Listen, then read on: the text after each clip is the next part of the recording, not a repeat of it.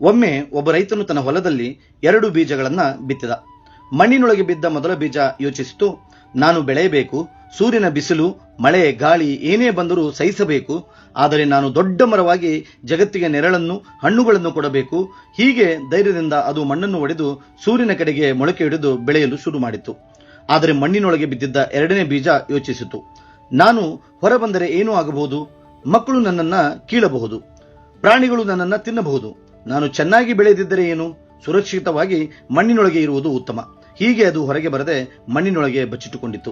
ದಿನಗಳು ಕಳೆಯುತ್ತಿದ್ದವು. ಮೊದಲ ಬೀಜ ಮೊಳಕೆ ಹಿಡಿದು ಸಣ್ಣ ಗಿಡವಾಗಿ ಬೆಳೆಯಿತು. ಹಸಿರು ಎಲೆಗಳು ಮೂಡಿ ಆಕಾಶದ ಕಡೆಗೆ ಬೆಳೆಯುತ್ತಲೇ ಹೋಯಿತು. ಆದರೆ 2ನೇ ಬೀಜ ಮಣ್ಣಿನೊಳಗೆ ಉಳಿಯಿತು. ಒಂದು ದಿನ ಹೊಲಕ್ಕೆ ಬಂದ ಕೋಳಿ ಮಣ್ಣನ್ನು ಅಗೆದು ಆ ಬೀಜವನ್ನು ತಿಂದುಬಿಟ್ಟಿತು. ಧೈರ್ಯದಿಂದ ಹೊರಬಂದ ಬೀಜ ದೊಡ್ಡ ಗಿಡವಾಯಿತು.